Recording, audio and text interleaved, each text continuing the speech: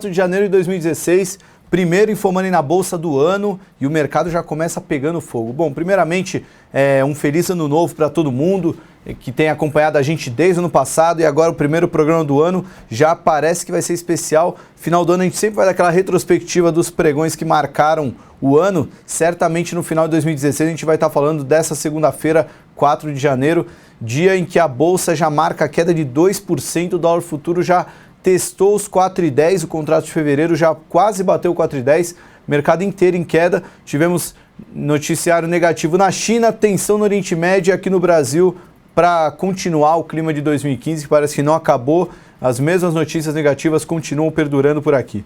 Bom, antes de falar dos destaques da Bolsa, vamos só atualizar as cotações nesse momento, 10 horas e 19 minutos. Dólar futuro, contrato de 2016, alta de 1,90, cotada a 4.075. Na máxima do dia ele bateu 4.098, quase 4,10. E o Ibovespa nesse momento caiu 1,93 a 42.513, praticamente na mínima do dia. A mínima foi 42.486 pontos. O Ibovespa futuro cai um pouco mais forte, cai 2,3, já também operando abaixo dos 43 mil pontos. Antes de passar para os destaques da Bolsa, eu queria convidar vocês para o especial Guia Onde Investir 2016, que a gente fez a divulgação no ano passado, no finalzinho do ano passado, e hoje vai sair a carteira recomendada. Acabando o programa aqui, eu volto para a redação e vou disparar o e-mail com a carteira recomendada. O relatório tem mais de 30 páginas, falando os 10 temas que vocês devem monitorar em 2016 e uma carteira recomendada dividida por faixa de investidor, né? A gente fez uma carteira para quem tem até 20 mil, para quem tem entre 20 e 30 mil e foi dividindo assim até para quem tem mais de 200 mil reais para aplicar. Enfim, a gente tentou pegar todos os nichos de investidores, todos os tamanhos de investidores que nos acompanham aqui no InfoMoney. Espero que vocês gostem do resultado. Foi com muito amor e carinho que a gente fez isso no final do ano passado e, bom, espero que vocês gostem e que os investimentos deem certo, né? Bom, vamos passar para os destaques. Para quem não acompanhou ainda, a gente passa rapidinho aqui. De China, o que veio ruim de China hoje foram os dados do PMI Caixin. Ele foi divulgado na noite de domingo e abaixo de 50 o PMI sempre mostra a retração, né? Ele já estava em 48,6, esperava uma diminuição da retração para 48,9, mas na verdade aumentou a retração, foi para 48,2. Além disso, o Banco Central da China fixou a cotação do yuan frente ao dólar em 6,5032, enfraquecendo a moeda chinesa ante a última cotação, que era 6,4936, e levando o yuan ao nível mais baixo frente à moeda americana desde 2011. Para quem acompanha, no ano passado eram as duas preocupações sobre a economia chinesa, né? A força da desaceleração, que hoje veio ainda mais forte com essa queda do PMI, e também a preocupação sobre uma desaceleração da moeda que pode provocar um enfraquecimento das moedas no mundo todo. Isso já veio tudo hoje no primeiro dia do ano e o reflexo a gente está vendo nas bolsas, não só internacionais como aqui no Brasil. Passando para o Oriente Médio, quem acompanhou o noticiário no fim de semana viu que a Arábia Saudita cortou relações diplomáticas com o Irã após a execução de um líder religioso xiita e de mais de 40 prisioneiros que estavam na Arábia Saudita. Isso é uma guerra que existe há mais de 1.400 anos na região do Oriente Médio, a tensão entre sunita e xiita que existe na região do Irã, Arábia Saudita e todos aqueles países que vivem em conflito eternamente, mas veio mais uma notícia trazendo um pouco mais de estabilidade. E por que isso afeta diretamente o mercado, né? Qualquer risco de uma guerra, qualquer conflito bélico pode impactar o preço do barril do petróleo, já que aquela região é um importante produtor de petróleo e isso a gente está vendo a commodity subindo forte, já deve ter enfraquecido um pouco a alta, mas a máxima do dia chegou a subir mais de 3%. Vamos ver a cotação atual como está do petróleo. Além do petróleo, o minério de ferro também subiu, mesmo com os dados de enfraquecimento da China, subiu mais de 1%, o minério negociado no porto chinês. O petróleo, que chegou a subir 3%, agora marca alta de 0,67%, seu petróleo negociado em Nova York. Também em Nova York, o futuro dos Estados Unidos marca queda já de 1,8% para o S&P e o Dow Jones. Bom, passando agora para o Brasil. Toda segunda-feira saiu o Boletim Focus do Banco Central e hoje, mais uma vez, o Boletim Focus bastante ruim, mostrando piora nas projeções para o PIB, piora nas projeções para a inflação e uma Selic maior, né? O PIB, que era esperado que caísse 2,81 em 2016, já mudou para 2,95, isso na primeira segunda-feira do ano. Vamos ver como é que vão ser as próximas 50 segundas-feiras de 2016. O IPCA subiu de 6,86 para 6,87 e a Selic foi mantida em 15,25. O câmbio foi elevado de 4,20 para 4,21. Bom, ainda sobre o Brasil, teve muita coisa entre o final da semana passada e o começo dessa semana. Vamos passar rapidinho pelas principais notícias que devem afetar as diretrizes políticas e econômicas no Brasil. Primeiramente, a Dilma sancionou a LDO, a Lei de Diretrizes Orçamentárias de 2016, com um veto ao reajuste da Bolsa Família. Teve outros vetos, mas o reajuste do Bolsa Família corrigido à inflação foi vetado. Isso até foi uma vitória, entre aspas, do governo, porque queriam vetar qualquer reajuste, eles ainda conseguiram um reajuste, mas não em linha com a inflação.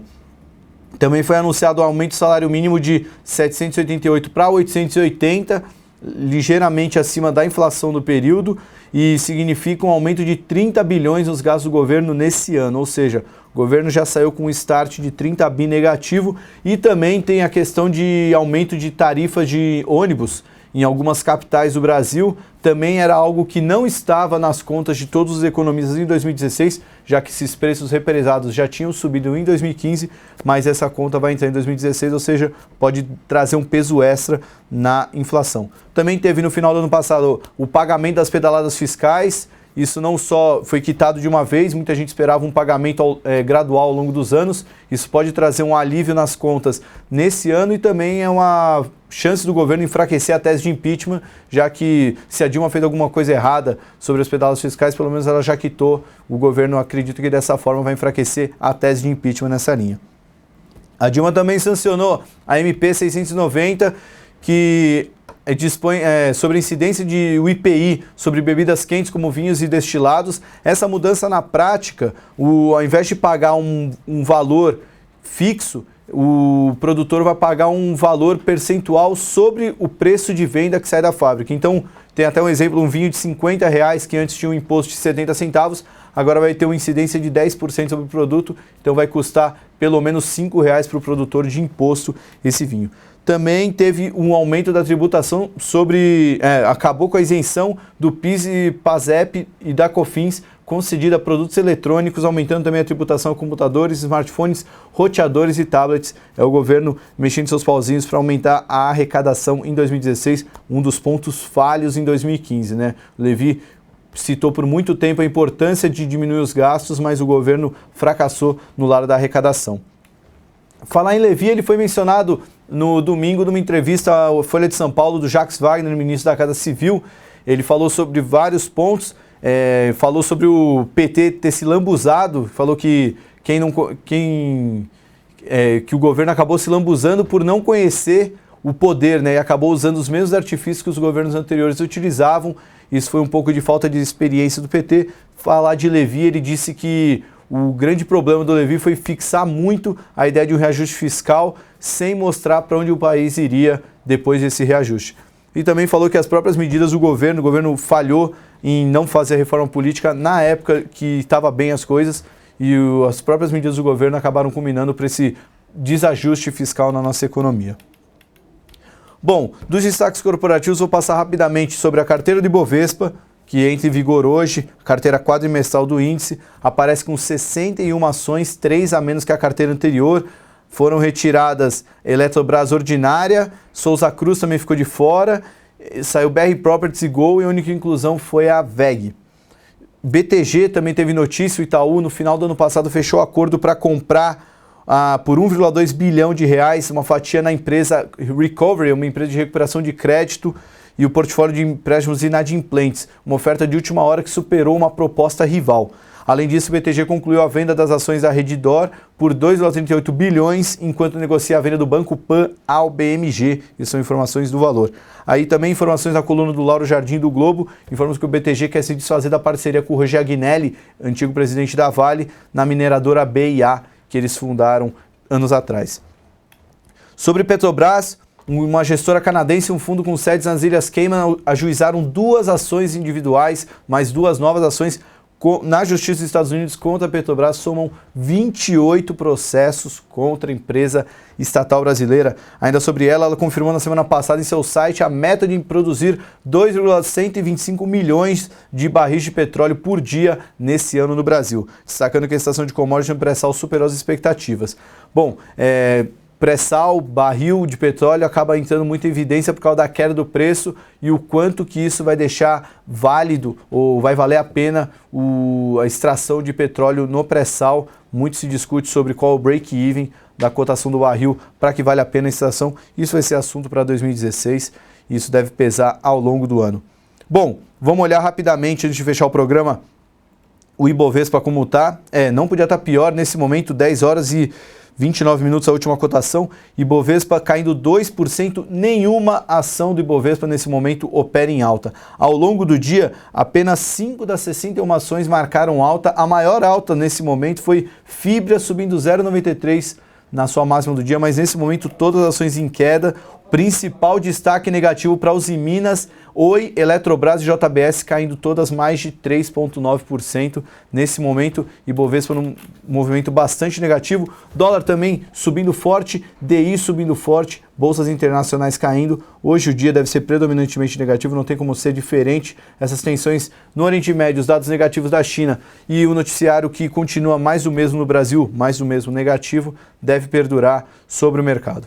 Bom, deixo aqui mais uma vez o convite, vou jogar aí o link no chat para vocês do guia do Onde Investir, é só deixar o e-mail lá que vocês vão receber hoje a carteira Infomoney 2016 com todas as dicas, um relatório de mais de 30 páginas e ou nessa semana ou na semana que vem a gente vai fazer um evento ao vivo para tirar dúvidas sobre os relatórios, sobre o relatório e também sobre as indicações que a gente deu na carteira. Qualquer eventual dúvida que vocês tiverem sobre por que escolher uma ação ou outra, por que escolher um investimento de renda fixa ou outro, vocês podem tirar no evento ao vivo, tá certo? Deixo o convite aqui também para o Comprar ou Vender hoje, 2h30 da tarde, com o Flávio Conde e Pedro Gaudi, e também para o Visão Técnica, que vai voltar na sexta-feira, 6h15, né? Agora com o horário novo, agora que a Bolsa começa a fechar 1h mais tarde, o Visão Técnica também vai começar 1h mais tarde. Me despeço aqui, tenham todos um bom ano, cuidado com o mercado que está pegando fogo já nessa primeira segunda-feira do ano e a gente se vê amanhã com mais um Infomoney na Bolsa. Até lá!